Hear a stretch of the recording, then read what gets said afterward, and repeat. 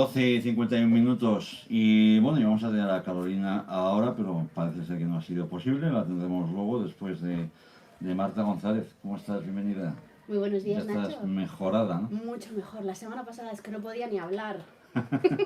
Qué bueno, fantástico. Pues nada, cuéntanos. Pues hoy, como espero, cada 2 semanas traigo una entrevista a un autor muy interesante que nos viene a hablar de algún libro que tiene algo especial. Antes de que sigas, hay que decir que esta tarde a las 7 de la tarde en el Círculo de Bellas Artes presenta a Nieves Herrero, en el cual yo estoy detrás de ella para traerla aquí a los estudios de GN, Luna Roja. Así que un nuevo libro donde a las 7 de la tarde en el Círculo de Bellas Artes, como digo, estará Nieves Herrero presentando este gran libro. Vamos, quien pueda ir que no se lo pierda, que algo No se lo así pierda. promete y Yo no voy se a hace todos intentar los días. estar ahí también. Bueno, como decía, hoy traigo a Héctor Peña Manterola. Es un autor cántabro que nos viene a hablar de su libro Mojo. Antes de darle paso, quiero leeros un poquito la sinopsis para que sigáis de qué estamos hablando y pues más o menos os vayáis haciendo una idea de lo que nos vamos a encontrar. La sinopsis es: se limitaron a mirarse en silencio. Sofía es una adolescente revolucionaria. Sus padres son Sergio, profesor de lengua y literatura, y Alice, galerista británica. Después de una manifestación en un matadero de Cantabria a favor de los derechos de los animales, uno de los empleados comienza a acosarla. Mientras tanto, Sergio se enfrenta a sus propios demonios, ver a su exmujer en manos de un artista joven que la maltrata, y a su hija eligiendo un camino que no comprende. Perder su empleo será el inicio de un viaje en el que debe descubrir lo que de verdad significa ser un hombre. Triángulos amorosos, un homicidio inconfesable y una oleada de desapariciones serán el preámbulo del verdadero horror. ¿Qué es Mojo y cuál es su relación con el rey gusano? Héctor Peña Manterola regresa al hogar de su infancia para escribir su novela más intimista y aterradora. La profundidad de sus descripciones, su estilo gráfico y su habilidad para penetrar en los rincones más oscuros de la mente humana hacen de Mojo una obra redonda. Bueno, Héctor, buenos días. Buenos días. Con esta sinopsis pues estaremos con muchas ganas de saber un poquito más de ti y de tu obra. Sí, porque además no es que sea muy esclarecedora, pero bueno, en una novela larga siempre es muy difícil condensar cualquier tipo de información. Desde luego, si lees la sinopsis y miras la portada, ya te genera cierta intriga, porque hablas de intimismo, hablas de triángulos amorosos, y en la portada, sin embargo, se percibe un ambiente mucho más terrorífico y mucho más siniestro, para qué mentir.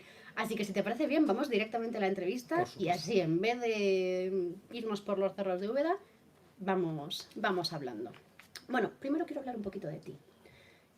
Además de escribir, ¿qué haces? ¿A qué te dedicas?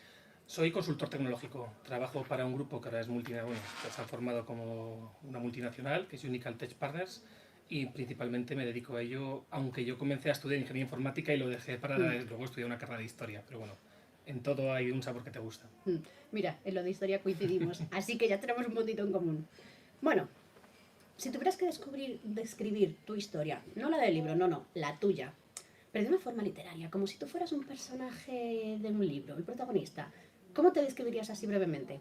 A mí hay una frase de Sabina, también de una canción que me gusta mucho, que es como un explorador, ¿no?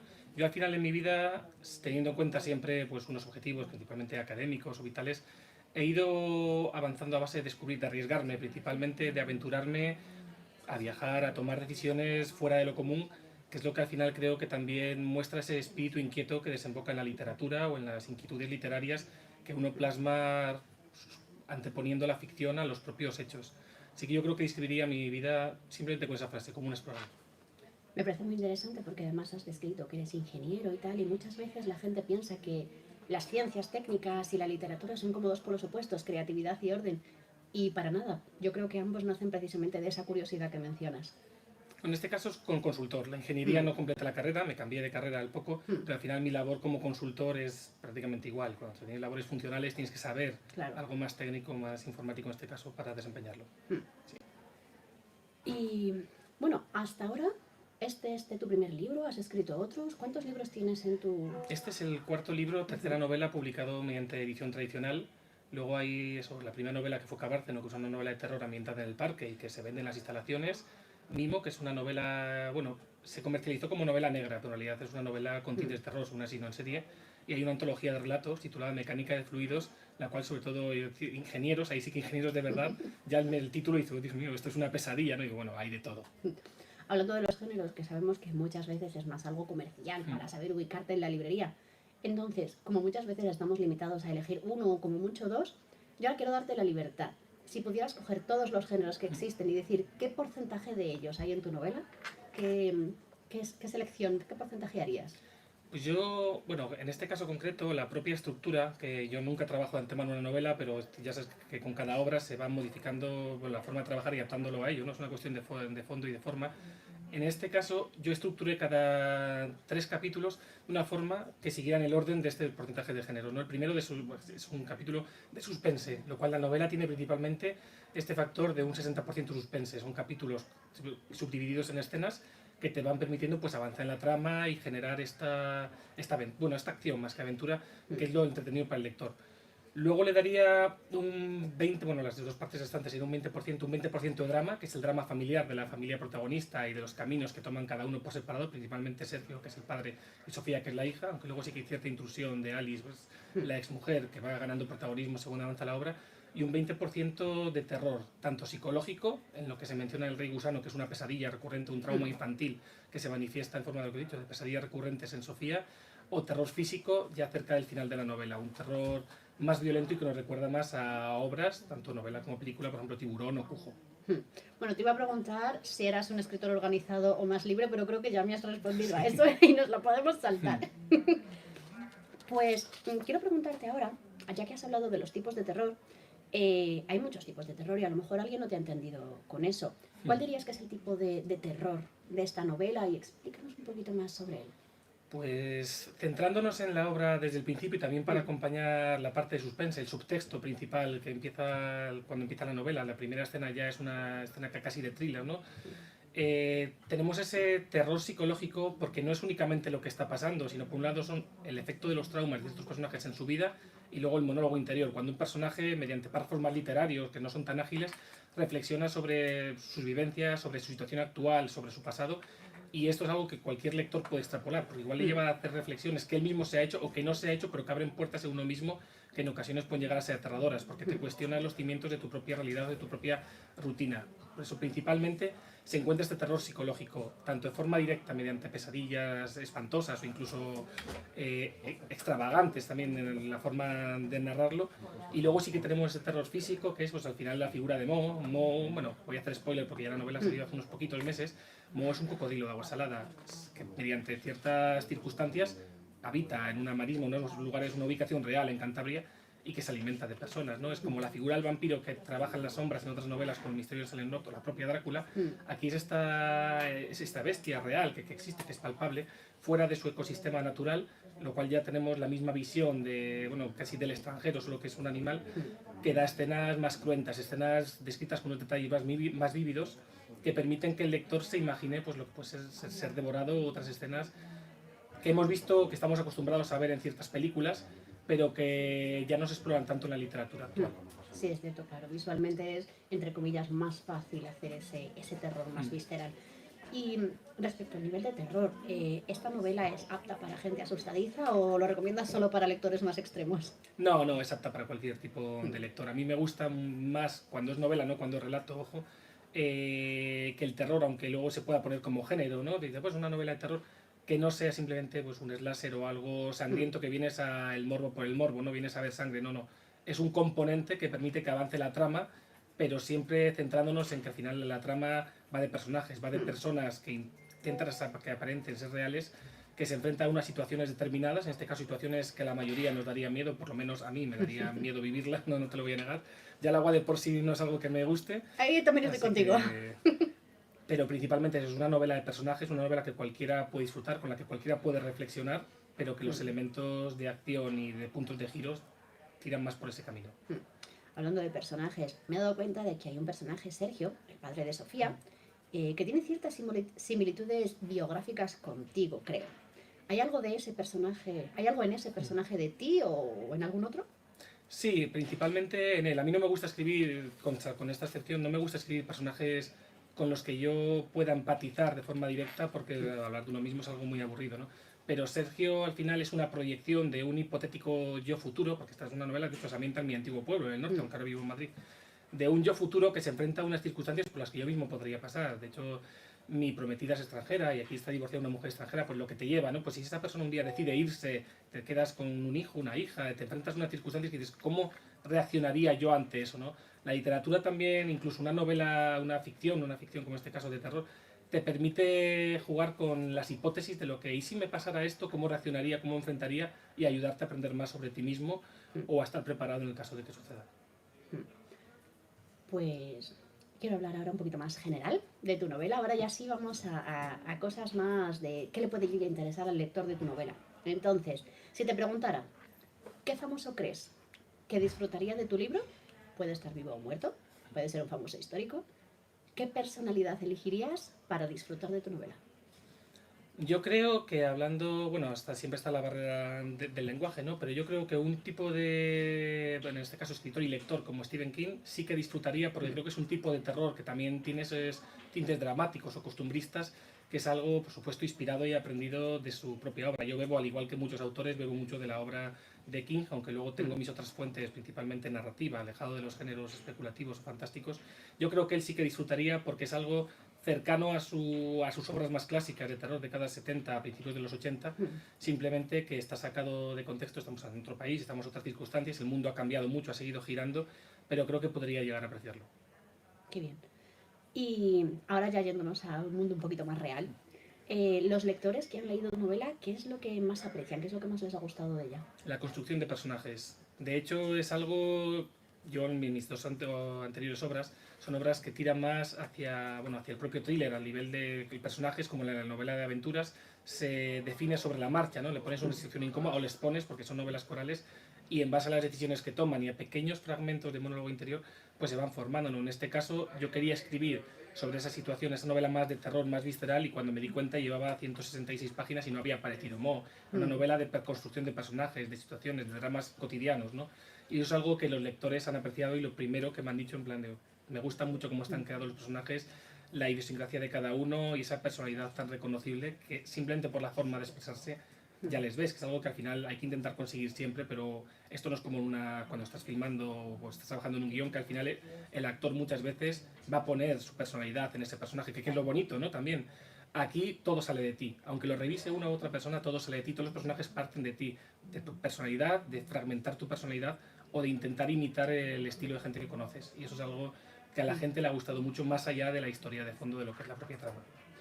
Me encanta que digas esto porque muchas veces existe el estereotipo, en algunas novelas justificado, en otras en absoluto, de que en las novelas de terror y este tipo de historias los personajes son como muy planos o muy secundarios.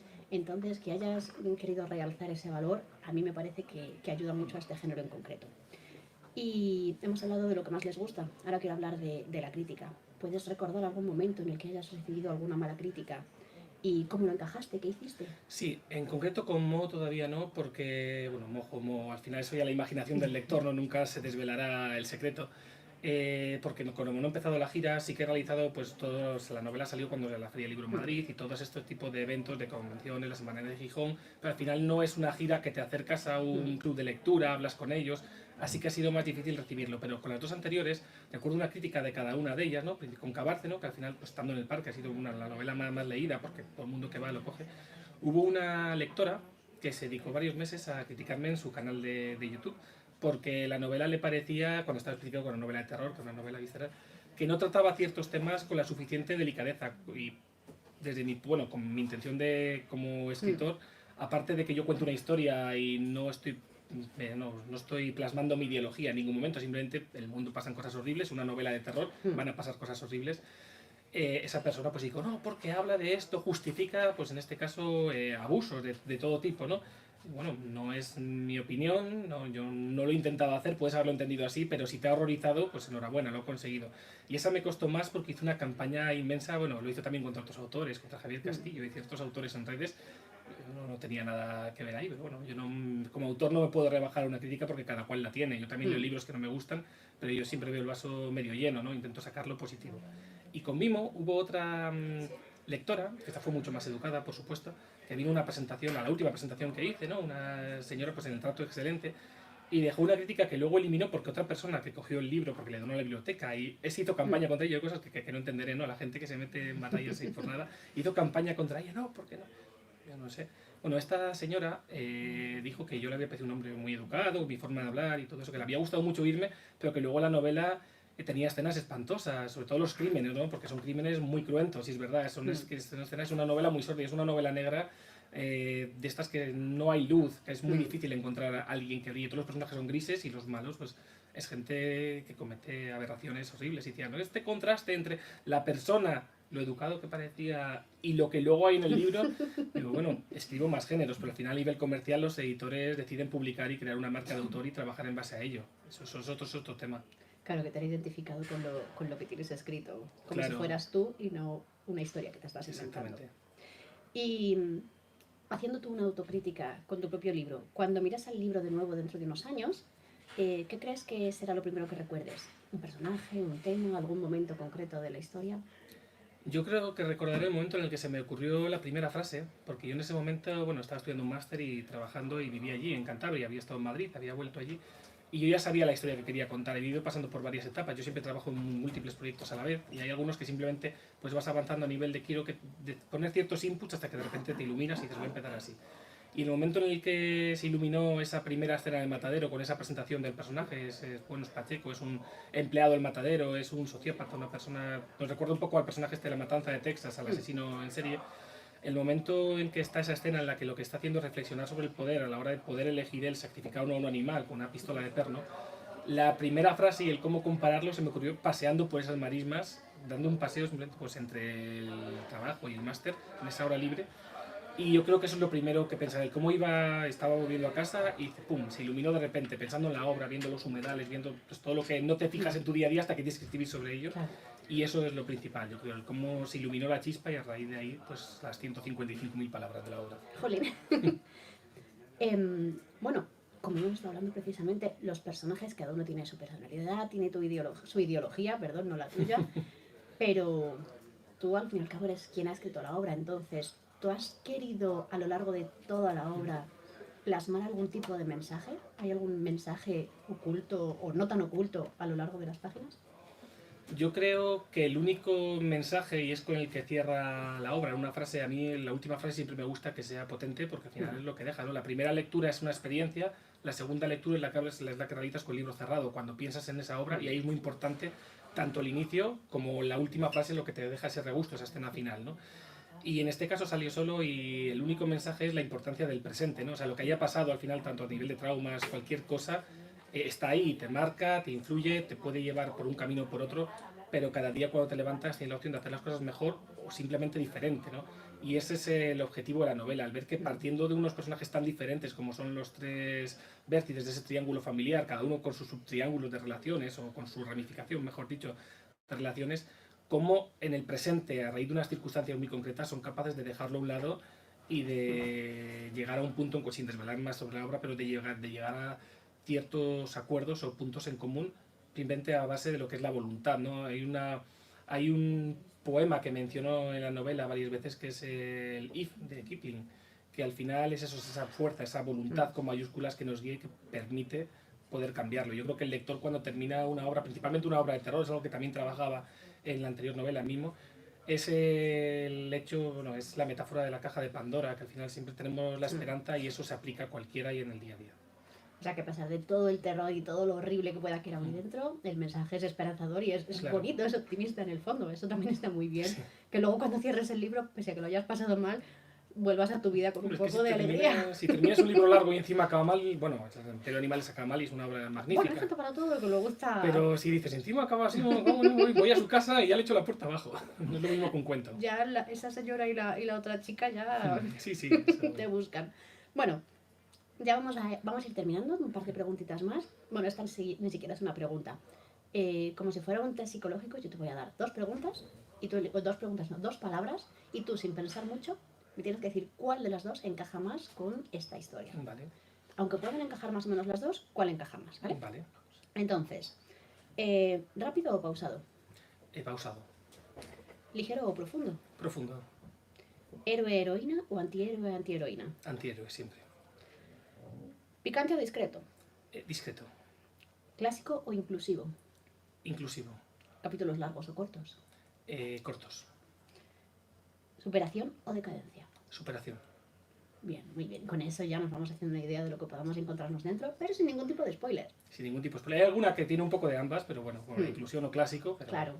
Por eso te he especificado que solo podías elegir una, aunque Sí, tuviera sí, más. el más rápido del novelas. oeste, está claro. Y para terminar, por si alguien nos está oyendo y quiere hacer o hacerse un regalo, ¿para qué tipo de persona recomendarías esta novela? Bueno, siempre es complicado, ¿no? Porque cuando haces una elección te estás autolimitando. Yo creo que para cualquier persona, a partir por lo menos yo diría unos 16, bueno, 14, 16 años por ciertas escenas, ¿no? Para tampoco te vengan luego y te puedan machacar. Cualquier persona que tenga el gusto o por la novela puramente de terror, pero tirando hacia ese drama o costumbrismo. Cualquiera que busque una novela lenta, de leer 15 minutos antes de ir a la cama. Bueno, yo nunca leo 15 minutos, yo a mí me gusta leer más, ¿no? Pero que no se autolimiten a buscar una novela rápida, un thriller, una obra mucho más rápida de leer, sino cualquier lector que le interese una lectura profunda, una lectura más literaria, sin perder ese aspecto comercial. Yo al final me considero, me autopercibo como un escritor popular. Yo no, la mayoría de lo que tengo publicado, no escrito, ojo, son obras que se centran en la trama, en contar una historia más allá de disertar sobre un tema u otro en concreto. Así que yo creo que cualquier lector que le puedan interesar estas obras más dramáticas, prolongadas en el tiempo, pero con ese toque de terror, le podría disfrutar de ello. Bien. Penúltimo, ¿quieres tú añadir cualquier cosa que no se me haya ocurrido preguntarte y que tú creas que es importante para los que nos estén escuchando? No, yo creo que no. Lo único que si ven algo que les aterroriza demasiado, pues que sepan que aunque me lo digan, ese es el objetivo. Da Bien. igual cómo se pongan. Si se horrorizan, estupendo. Vale, ya por último, si alguien está interesado, ¿dónde puede encontrar tu libro o dónde puede encontrarte a ti para saber más? Bueno, a mí en redes sociales, al final, bueno, el libro viene en todas. Tengo principalmente trabajo con Instagram y con, bueno, ahora es X, el Twitter, porque TikTok simplemente reciclo contenido. Ahí pueden escribirme, sí que tengo un parametrizado para que los bots y de este tipo de entidades, de cuentas, no te puedan escribir, pero bueno, yo siempre respondo, soy bastante cercano. Y luego lo que es adquirir el libro en cualquier gran superficie o en cualquier librería, o sea, o tanto por Amazon como si luego buscas todos tus libros, cualquier librería o lo tienen o lo pueden solicitar. O sea, se venden en todos los sitios, menos en el Corte Inglés, que todavía está ahí cerrando el acuerdo de distribución y todavía no está allí. Bueno, no te olvides de decir cuál es tu perfil en redes, que no has mencionado el nombre. Buah, nunca me acuerdo, que me busquen por Héctor Peña Manterola, que uno es ECPM, otro es Héctor Peña Manterola, bueno, Pena, que la ñ siempre está un poco censurada, pero que si me buscan por nombre completo aparece. Genial. Pues nada, Héctor, muchísimas gracias. Para mí ha sido un placer tenerte aquí. Me ha parecido muy interesante hablar contigo, un placer. Nada, el placer ha sido mío, muchísimas gracias. Muy bien, pues Marta González, muchísimas gracias por haber estado en el estudio. Marta González, nos vemos dentro de 7 días. Nos vemos la semana que viene, Nacho. Muchas gracias. Gracias. Bueno, pues vamos a ir con un tema musical con Michael Bublé y Hollywood.